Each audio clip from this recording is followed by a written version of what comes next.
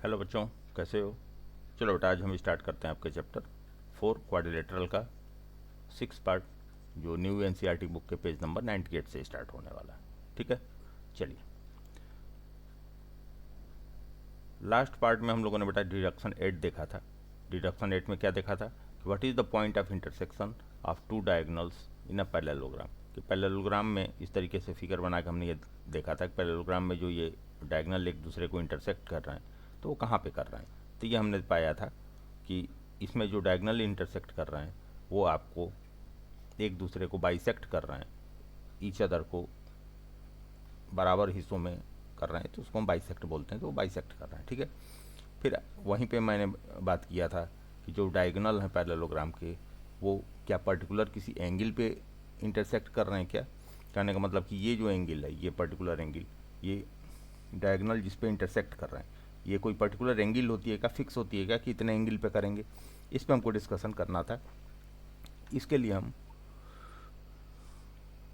अब आगे चलते हैं, ठीक है, उस पर डिस्कशन करेंगे आगे। The quadrilateral with equal side length, ठीक है।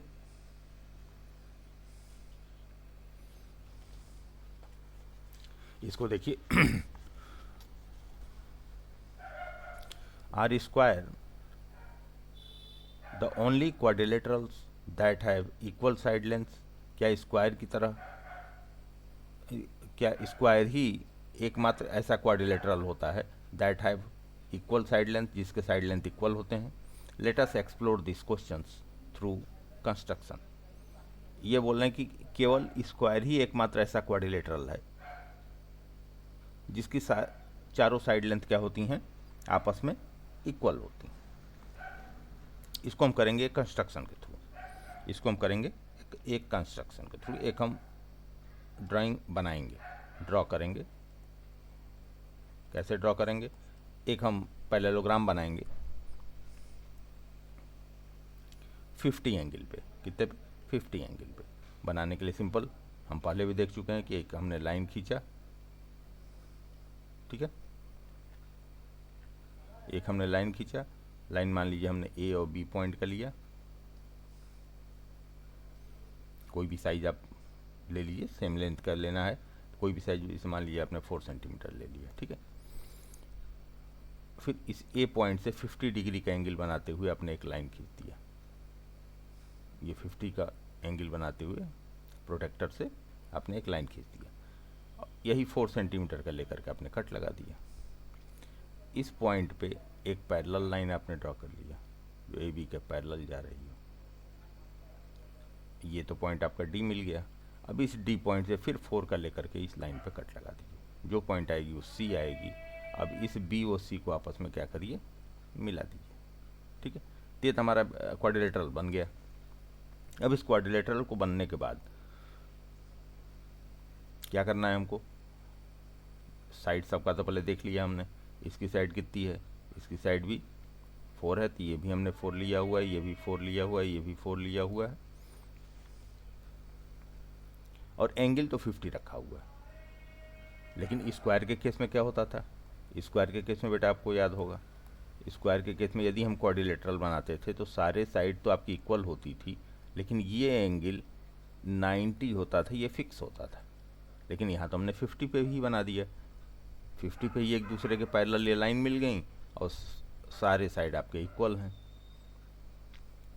इसका मतलब कि केवल स्क्वायर एकमात्र ऐसा क्वाड्रिलेटरल नहीं है जिसकी सारी साइड इक्वल हों। इसके अलावा भी क्वाड्रिलेटरल है जो स्क्वायर की तरह होता है, और उस क्वाड्रिलेटरल को हम किस नाम से जानते हैं? रोम्बस के नाम से। क्या जानते हैं? रोम्बस। रोम्बस की क्या विशेषता है? रोम्बस की सारी विशेषता वही है जो स्क्वायर की है, बस एंगल छोड़ दीजिए। सारी लाइन इक्वल साइज की होती हैं, एक दूसरे के पैरेलल होती हैं, लेकिन ये एंगल आपका 90 नहीं होता है। देख लीजिए नीचे, अ quadrilateral in which all the sides have the same length is a rhombus. ऐसा क्वाड्रिलेटरल जिसकी सारी साइड इक्वल लेंथ की होती हैं, लेकिन केवल एंगल आपका 90 नहीं होगा। एंगल यहाँ तो आपने देखा था ना, 50 आपने लिया था, फिर भी आपने ड्रॉ कर लिया था, ठीक है। तो ये इस शेप को हम नाम देते हैं रोम्बस। तो रोम्बस के लिए हम क्या लिखेंगे, रोम्बस के लिए एक लाइन हम यहाँ लिख सकते हैं कि all sides are equal, all sides are equal but angle is not equal to 90 degree, जो स्क्वायर में होता है। ठीक है, तो इसको हम रोम्बस बोल सकते हैं। क्या बोल सकते हैं बेटा, रोम्बस।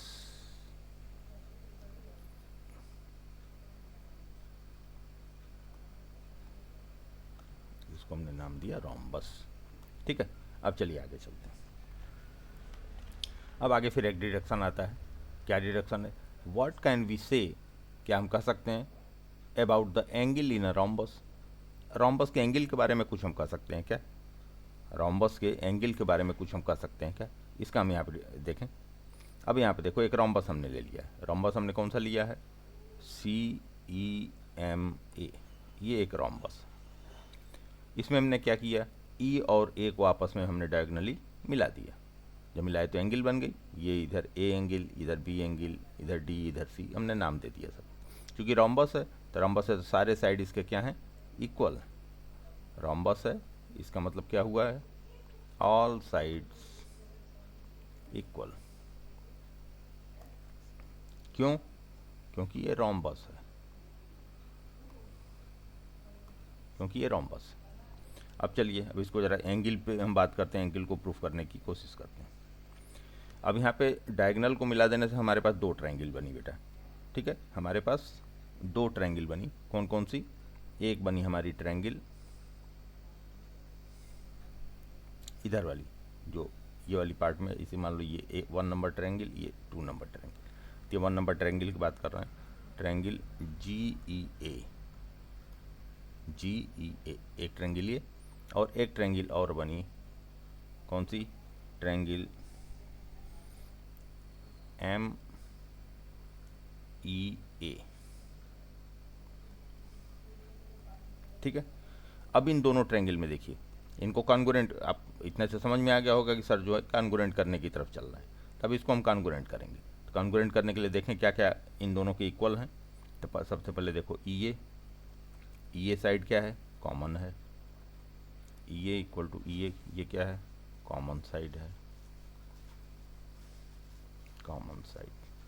ठीक है, अब एंगल की बात कर लें, नहीं साइड की, क्योंकि रोम्बस है ना, सारे साइड इक्वल हैं इसके। तो ये तो डायगोनल है, तो दोनों ट्रायंगल में है, तो ये इसको इक्वल कर दिया। अब यहाँ देख लो EG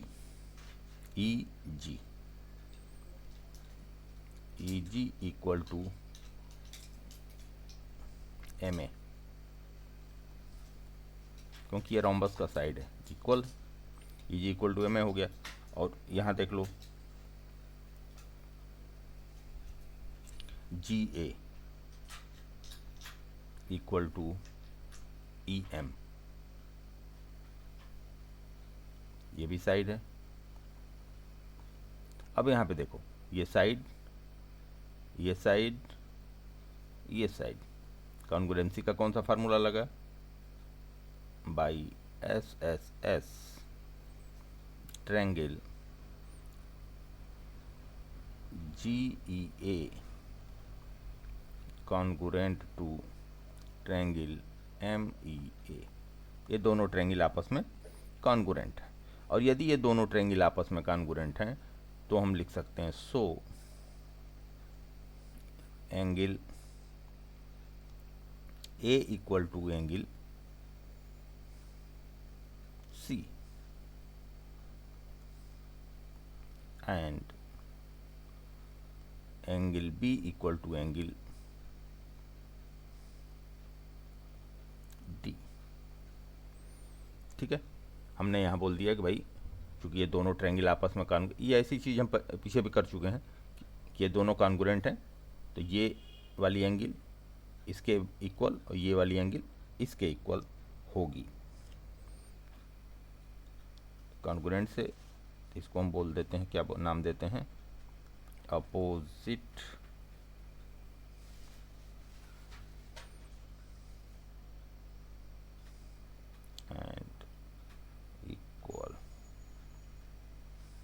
ठीक है।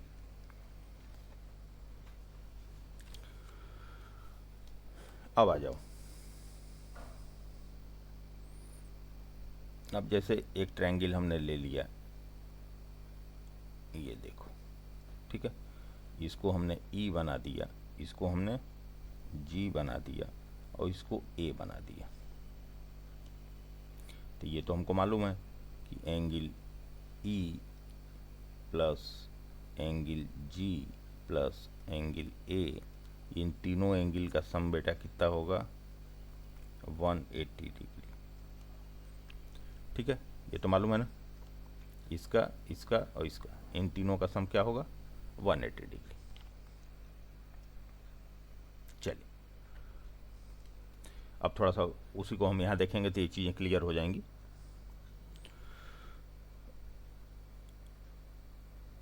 ये हमने जो रोम्बस बनाया था 50 डिग्री वाला, ये 50 डिग्री वाला हमने रोम्बस बनाया था।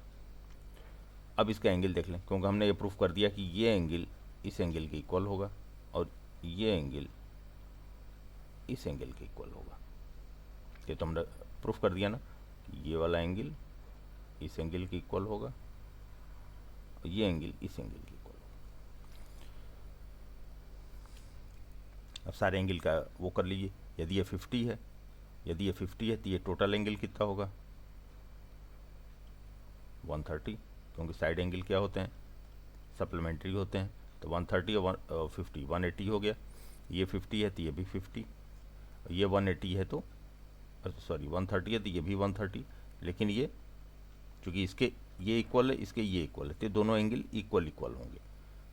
क्योंकि हमने अभी लास्ट में क्या किया था कि ये ए, इसको बी, इसको सी, इसको डी किया था ना, इसको इक्वल किए थे, इसको इक्वल किए थे।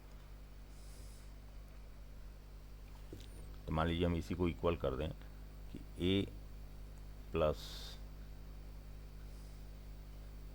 ये दोनों एंगल आपस में इक्वल हैं तो हाफ हाफ हुए कि नहीं हुए।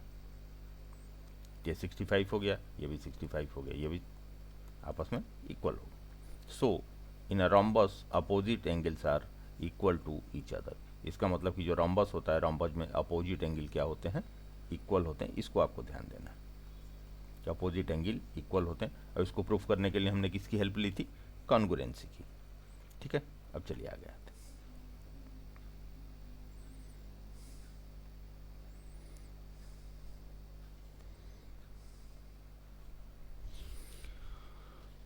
आगे क्या बोल रही है, there will set of square occurs in this diagram. अब थोड़ा सा वेन डायग्राम की बात कर लेते हैं।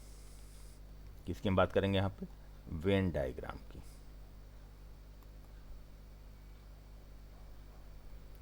पीछे भी हम वेन डायग्राम की बात कर चुके थे, यहाँ भी हम करेंगे। हमने इतना तो समझा है भाई रेक्टेंगल का ही पार्ट होता है आपका स्क्वायर, ये तो हमको मालूम है ना कि रेक्टेंगल का पार्ट आपका स्क्वायर होता है। लेकिन रेक्टेंगल और रोम्बस में यदि हम बनाते हैं तो ये हमारा इस तरीके से बनता है, ये रेक्टेंगल ये रोम्बस, ये दोनों में जो कॉमन पार्ट हुआ ये कौन सा हुआ स्क्वायर का पार्ट हुआ। ठीक, मतलब कुछ रोम्बस ऐसे भी हैं जो रेक्टेंगल नहीं है। वो कौन से रोम्बस हैं भाई, यदि हम स्क्वायर बनाएं, ध्यान से समझना, यदि हम स्क्वायर बनाएं तो ये स्क्वायर भी तो एक रोम्बस ही है, क्योंकि अपोजिट साइड इक्वल है इसके, भले एंगल नहीं है, अपोजिट साइड इक्वल है। रोम्बस तो यही बोलता है कि अपोजिट साइड इक्वल और एक दूसरे के पैरेलल हो, यही तो बोलता है रोम्बस की डेफिनेशन। तो all square is a rhombus but all rhombus is a not a square. ठीक, यदि हम कहें कि स्क्वायर की बात करें तो ऑल स्क्वायर रोम्बस है, रोम्बस, बट ऑल रोम्बस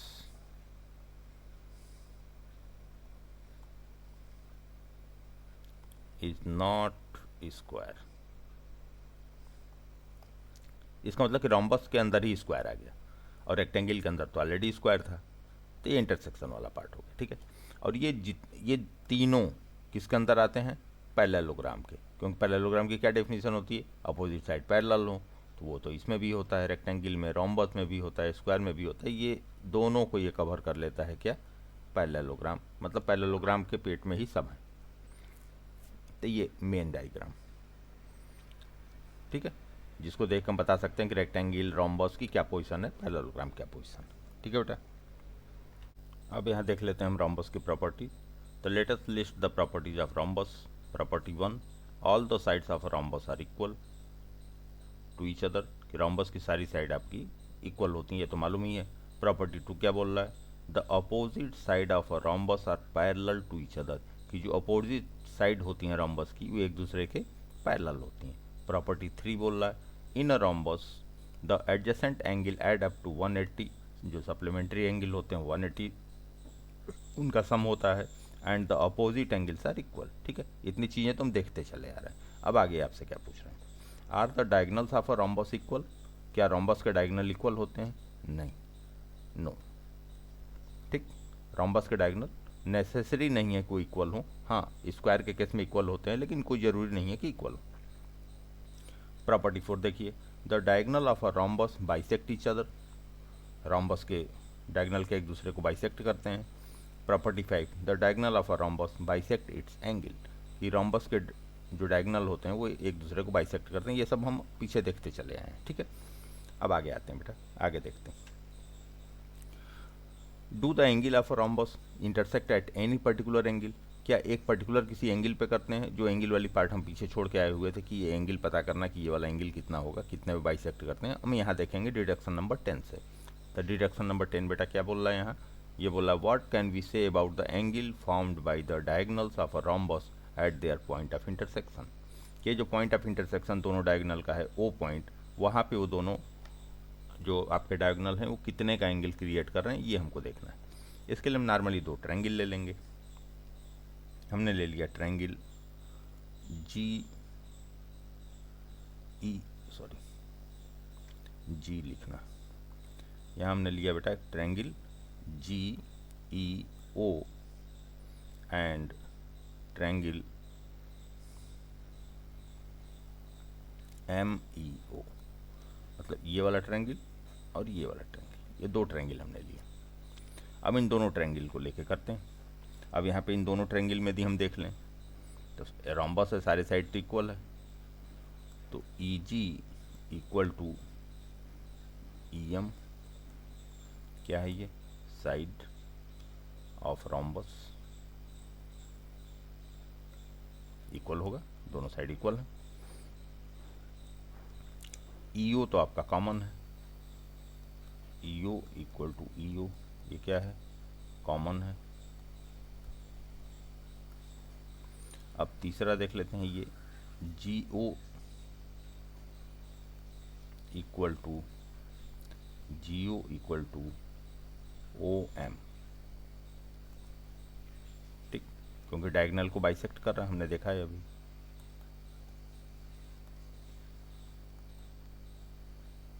ये दोनों बराबर होंगे, तब यहाँ पे देखिए, यहाँ पे भी ये एस मिल गया, ये एस मिल गया, ये एस मिल गया, तो by triple S and CPCT, CPCT means corresponding part of congruent triangle, इसके अनुसार हम बोल सकते हैं कि एंगल GOE, मतलब ये एंगल GOE, ये वाला एंगल इक्वल होगा किस वाले एंगल के, इस वाले एंगल के, एंगल EOM। दोनों एंगल को हमने बराबर कर लिया।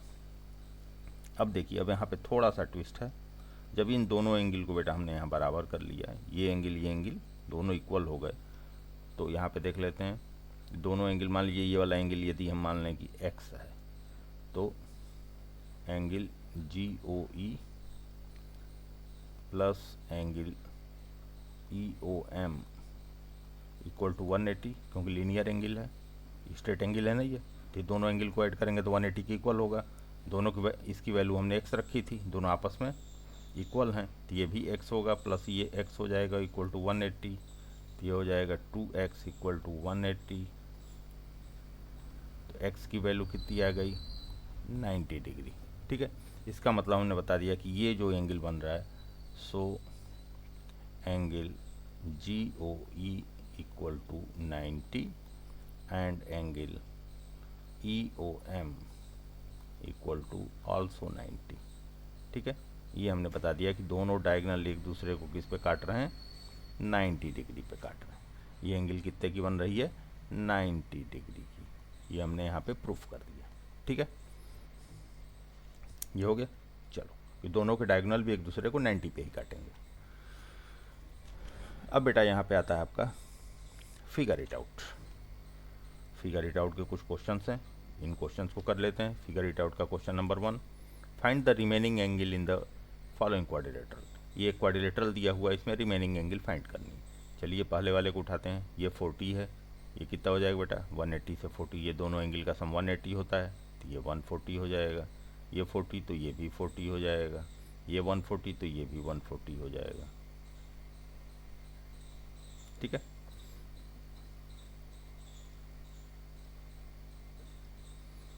ये भी एंगल 140। अब इस वाले में आ जाते हैं। ये 110 है, तो ये 110 है, तो इधर वाला ये 110 होगा, और 110 और ये 70 हो जाएगा। जब इधर 70 हो गया तो ये वाला भी 70 हो जाएगा।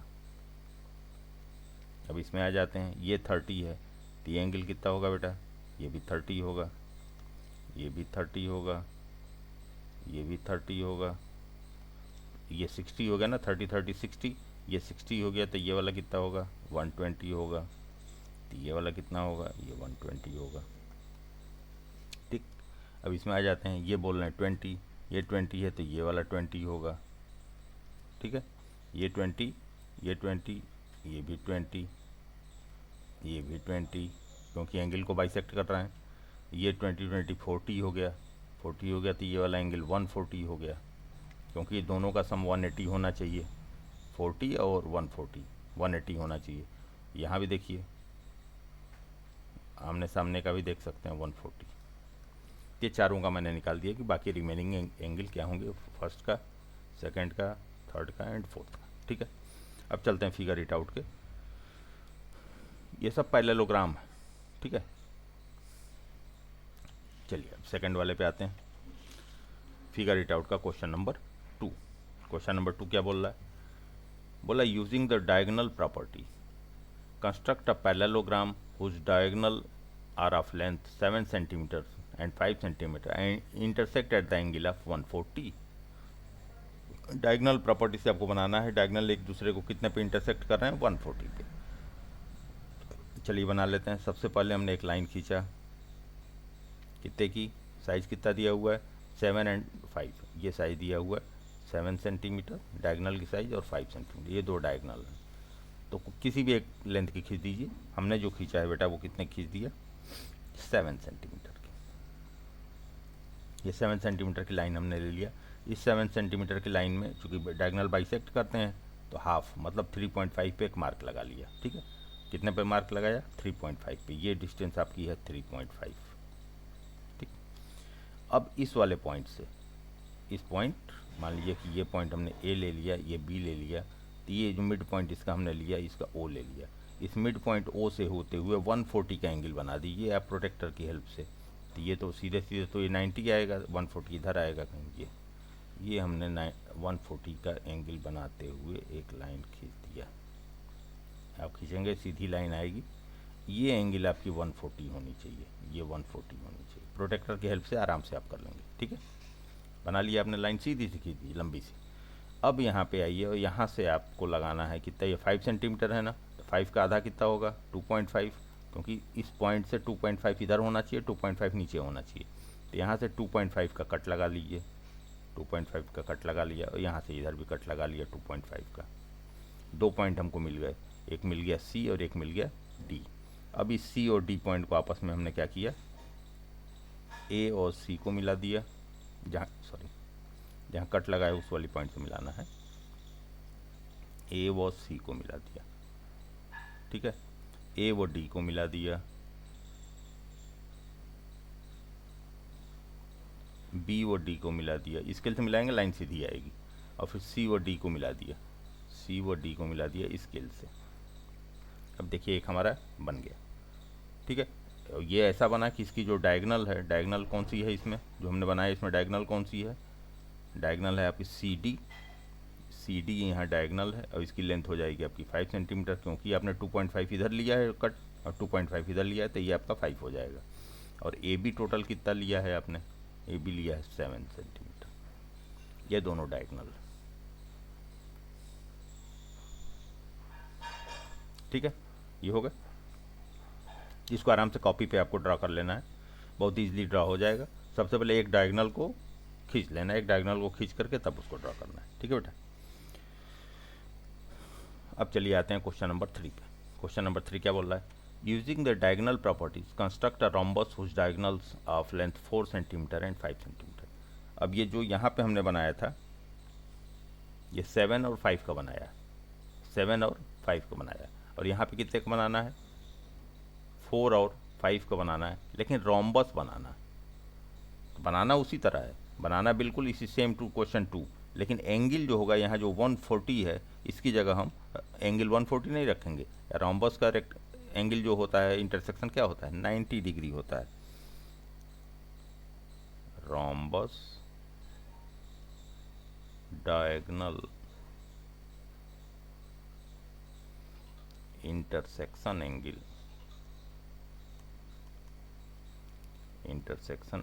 जो होता है वो 90 होता है। हमने प्रूफ किया है इसको। तो यहाँ पे इन्होंने इस क्वेश्चन में एंगल नहीं बताया, सब कुछ क्वेश्चन नंबर 2 की तरह ही इन्होंने दिया है, बस यहाँ एंगल बता दिया था, और यहाँ पे क्वेश्चन नंबर 3 में इन्होंने एंगल नहीं बताया, बोल दिया कि रोम्बस है। तो रोम्बस है तो जब उसका डायगोनल इंटरसेक्ट करेगा तो 90 पे ही करेगा, मतलब हमको एंगल भी मिल गया, ठीक है। तो बिल्कुल सेम एज क्वेश्चन नंबर 2, जैसे आपने क्वेश्चन नंबर 2 किया वैसे ही करना है, बस एंगल को क्या रखना है, 90 रखना है, और डायगोनल आपका जो दिया हुआ है, डायगोनल कितना दिया हुआ है बेटा, 4 and 5 centimetre, 4 centimetre and 5 centimetre. ये डायगोनल लेना है और ये एंगल लेनी है। डायगोनल कितना लेंगे, 4 सेंटीमीटर और 5 सेंटीमीटर, और एंगल कितना लेंगे, 90 डिग्री, ठीक, बन जाएगा same as question number 3, sorry question number 2। अब आ जाते हैं क्वेश्चन नंबर अगले टॉपिक पे, playing with quadrilaterals. Take a geoboard. Geoboard आप लोगों ने देखा होगा, जियो बोर्ड एक तरह का ही बोर्ड होता है, इसमें पिन लगे होते हैं, ये पिन लगे होते हैं, और ये सारे पिन इक्वल साइज पे होते हैं, सारे इक्वल साइज, मानी दोनों पिन के बीच में डिस्टेंस जो होती है इक्वल होती है, एंड सम रबर बैंड्स, और कुछ रबर बैंड हम ले लेते हैं। If you do not have this you could just use the dot grid papers given the int. तो हम अब यहाँ पे तो जियो बोर्ड है नहीं, तो हम इसको मान लेते हैं डॉट ग्रिड पेपर है, हम इसी पे काम करेंगे अपना, और कुछ रबड़ बैंड हमने लिए हुए हैं, ठीक है। चलिए, what is the quadrilateral that you get, justify your answer, extend one of the diagonal on both side by 2 centimetre. अब यहाँ पे देखिए, इस रबर बैंड ये इक्वल लेंथ का है ना, डायगोनल दोनों की इक्वल है, ये देखिए 1 2 3 4, ये भी 4 है, 1 2 3, ये भी 4 है, दोनों डायगोनल इक्वल। यदि इसके पॉइंट को यदि हम बेटा यहाँ मिला दें, इसको ऐसे मिला दूँ, चारों पॉइंट को,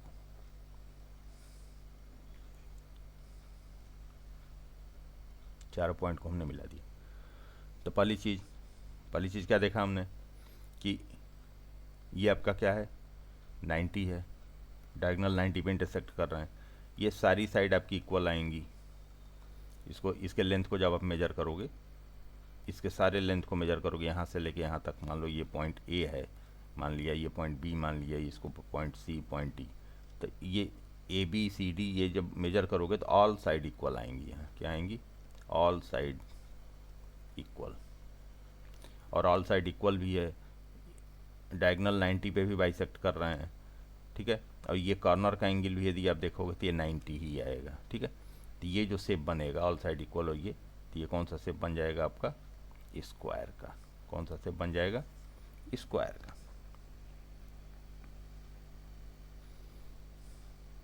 ठीक है। लेकिन अब इसी में थोड़ा सा चेंजेस कर देते हैं।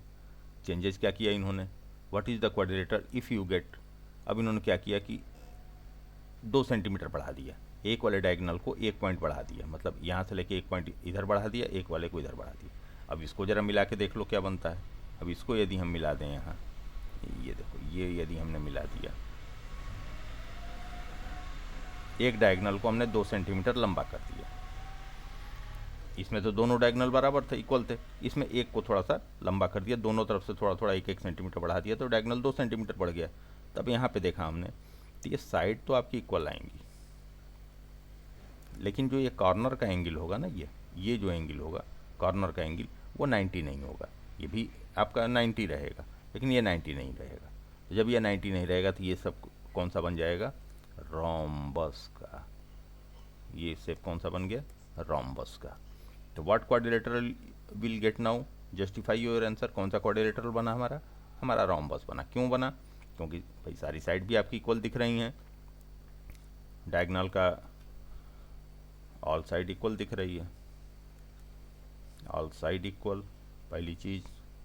फर्स्ट ये हो रहा है, दूसरा क्या हो रहा है, diagonal intersect at 90 degree, diagonal भी 90 डिग्री पे मिल रहे हैं, but corner angle, corner angle is not equal to 90।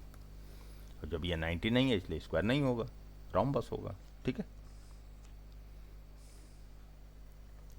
अब चलिए आते हैं हम अगले पॉइंट पे। अगला पॉइंट क्या बोल रहा है आपसे, अगला पॉइंट बोल रहा है कि यदि हम कुछ ट्रायंगल को, ये बेसिकली एक्टिविटी है आपकी, ये आपको करना है एक्टिविटी, इसमें कर दो ट्रायंगल को आपस में मिलाना है। तो टेक टू कार्डबोर्ड, कार्डबोर्ड यदि नहीं होगा तो पेपर पे ही आप कट आउट कर लीजिएगा। एक ट्रायंगल बना लीजिए, इसमें 8 सेंटीमीटर 8 सेंटीमीटर 8 सेंटीमीटर की दो इक्विलेटरल ट्रायंगल हो, दो इक्विलेटरल ट्रायंगल हो, दो जिसकी दोनों की साइड क्या रहे, सारी साइड इक्वल है, तो इक्विलेटरल ट्रायंगल हो गई। दो बनाया मैंने, ठीक है। इन दोनों को मैंने ज्वाइंट किया, इन दोनों को ज्वाइंट किया, तो ये ज्वाइंट करने पे एक क्वाड्रिलेटरल बन गया जिसकी सारी साइड इक्वल है और डायगोनल भी ऐसे इक्वल है, सारी साइड इक्वल है, ये क्वाड्रिलेटरल बन गया। आपको ये पूछ रहे हैं what type of quadrilateral is this, ये कौन सा क्वाड्रिलेटरल होगा, जस्टिफाई योर आंसर। ये क्वाड्रिलेटरल कौन सा होगा, ऑल साइड इक्वल दिख रही है, तो कौन सा क्वाड्रिलेटरल होगा बेटा, ये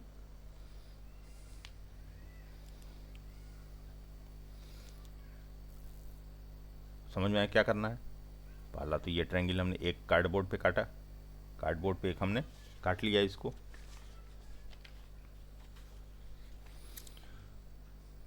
दूसरे को भी कार्डबोर्ड पे काट लिया, कार्डबोर्ड ना हो तो पेपर पे ही काट लीजिए, लेकिन इक्विलेटरल रहेंगी, ठीक है, इक्विलेटरल रहेंगी ये।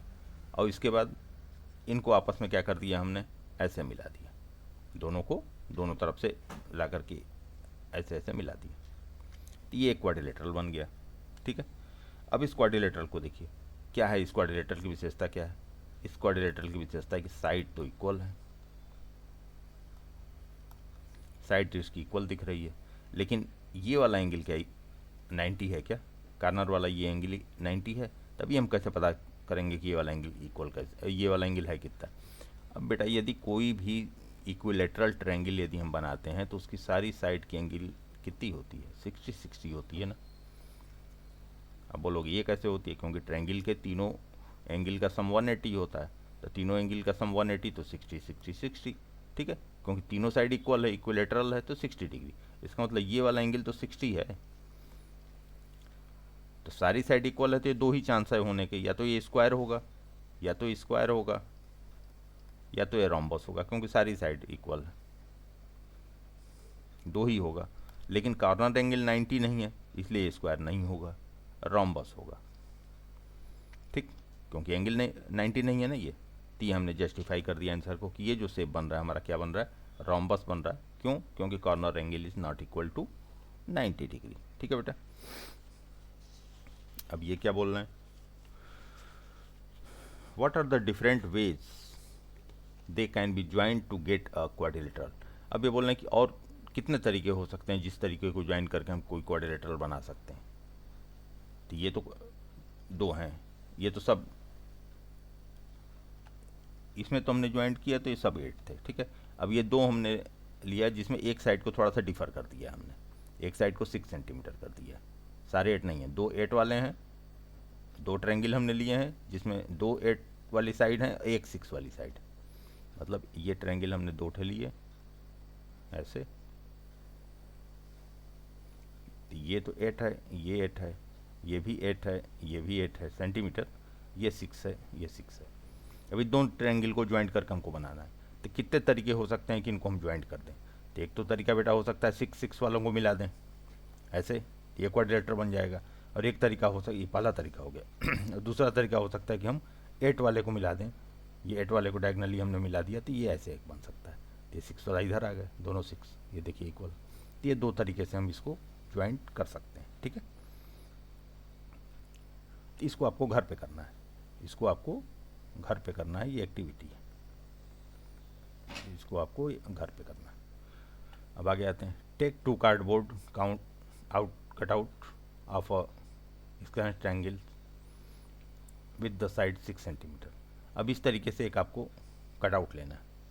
कट आउट के अंदर या तो दफ्ती वगैरह पे उस पर काट लीजिए या तो पेपर पे काट लीजिए। ऐसे काटना है कि एक ट्रायंगल जो बने उसकी एक साइड 6 सेंटीमीटर हो, 9 सेंटीमीटर हो, 12 सेंटीमीटर, दूसरी जो बने उसकी भी 6 सेंटीमीटर हो, 9 सेंटीमीटर हो, 12 सेंटीमीटर हो। What are the different ways to joint. अब इन दोनों ट्रायंगल को आपस में आपको ज्वाइंट करना है, ठीक है। तो ये भी आपकी क्या है, एक्टिविटी है। इसको करके देखिएगा किस तरीके का क्वाड्रिलेटरल बन रहा है और कितने तरीके से हम इसको ज्वाइंट कर पा रहे हैं, ठीक है। तो ये एक्टिविटी आप कर लीजिएगा। यहाँ पे बेटा आपका होता है आज की क्लास फिनिश। फिर मिलते हैं हम आपसे अगली क्लास में। ओके बेटा, थैंक यू।